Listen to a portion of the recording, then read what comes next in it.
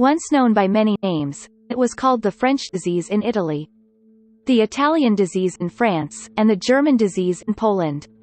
Greetings everyone, today, we'll explore the resurgence of syphilis, its history, symptoms, stages, and its impact on societies over the centuries.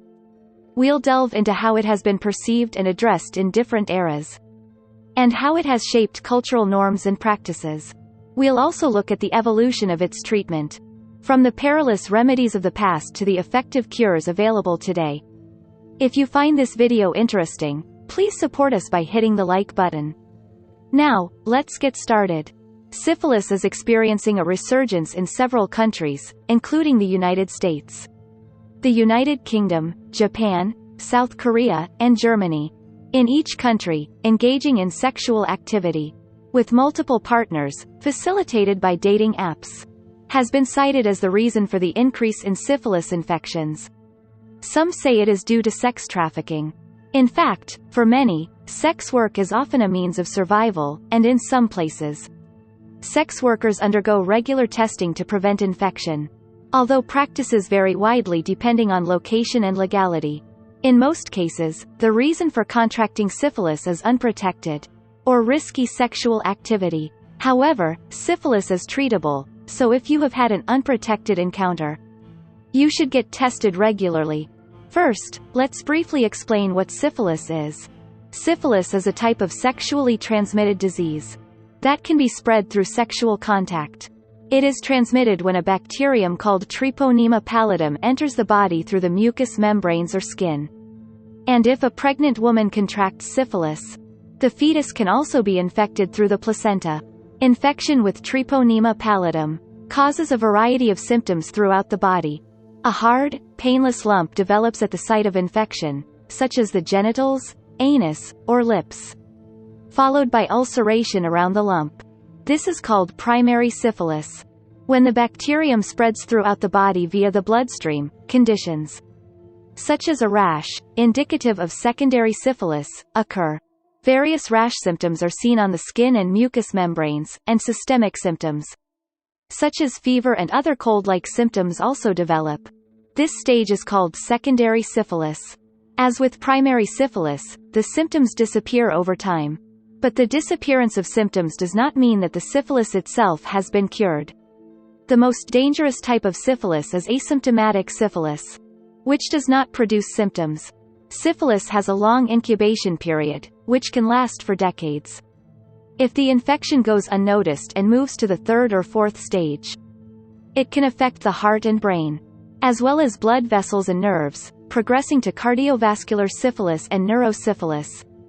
Today, syphilis can be treated with a single dose of antibiotics in its early stages.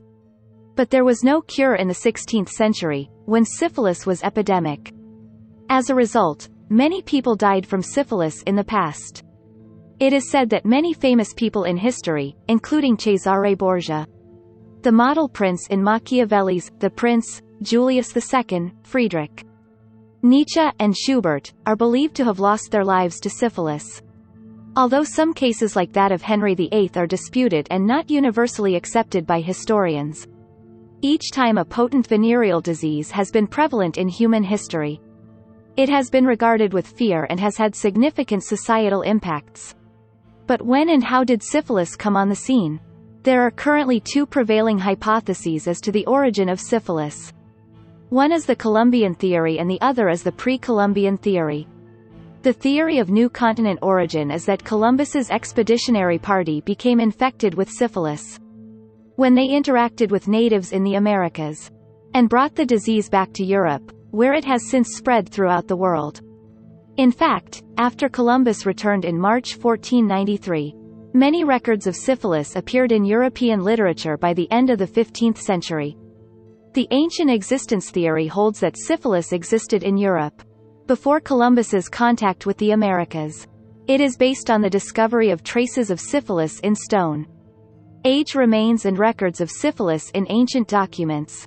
However, since there is no clear evidence, the theory that the disease originated in the new continent is considered to be the most likely explanation. Regardless, syphilis rapidly proliferated throughout Europe from the late 15th century onward.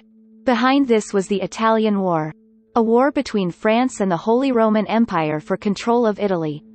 French troops passed through Rome and occupied Naples in 1495. Attracting armies, mercenaries, and prostitutes from all over the world to Naples. It is recorded that syphilis was prevalent in Naples from this time on, and that it also spread to France when the French troops returned home.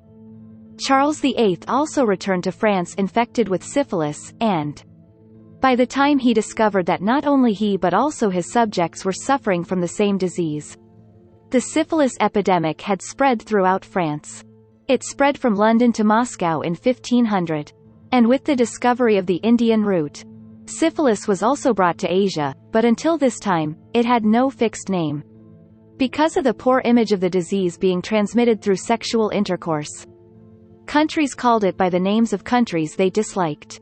In Italy, it was called the French disease, because it was thought to be spread by French troops and prostitutes in France.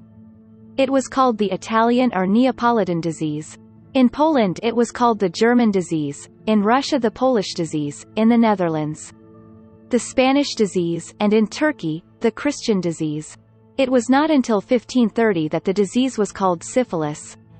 The name syphilis is derived from the poem, Syphilis, or the French disease, by the Italian physician and poet Girolamo Fracastora. Syphilis is the name of the young shepherd who is the protagonist of the piece. The reason for this setting is that syphilis is a venereal disease that came from the New World, and in the New World, venereal diseases were spread by llamas and shepherds. In other words, it was thought that the disease occurred because of the mating between llamas and herders. In the Inca Empire, men who contracted such diseases were put to death, and only married men were allowed to keep llamas.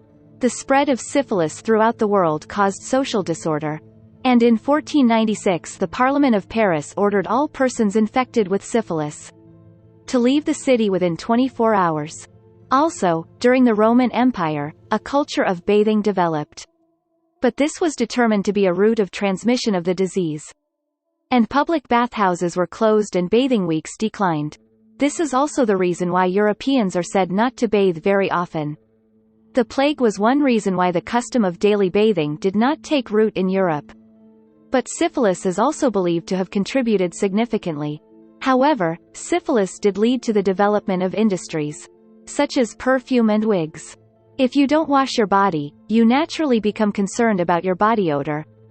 People used luxury perfumes to mask body odor. Simultaneously, the use of wigs saw a revival as individuals aimed to hide the skin rashes and hair loss induced by syphilis. In Western Europe, mercury drugs with strong side effects were used to cure syphilis. Also, since syphilis is susceptible to high fever, some devised a treatment in which patients were intentionally exposed to malaria to induce high fever, with the hope that the elevated temperature would kill the syphilis-causing bacteria in their bodies. However, many patients died because they could not tolerate malaria. The discovery of the sexual transmission of syphilis heightened the focus on abstinence and purity, predominantly within the dominant Christian cultures of Europe, symbolizing the societal moral judgments and the accompanying stigma of the disease. It was said that syphilis was a blessing in disguise. The world's first treatment for syphilis finally appeared in the 20th century in 1909. Paul Ehrlich and Sahachiro Hata developed the drug Salvarsan No. 606. Although Salvarsan had its own side effects, it was revolutionary compared to previous treatments, and until the introduction of the antibiotic penicillin in the 1940s, Salvarsan was the only specific treatment for the disease. Thereafter, when penicillin became commercially available, it showed great efficacy against syphilis and the number of deaths plummeted. Although syphilis can be easily treated today and is no longer the feared disease it once was, vigilance is still crucial as syphilis can increase susceptibility to other infections, such as HIV. This concludes our discussion on syphilis, a disease that is regaining prominence.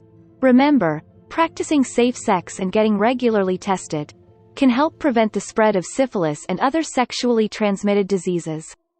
Keep informed and stay healthy. Thank you for watching. Don't forget to like, comment, and subscribe for more insightful content. Take care and see you in the next video. Goodbye.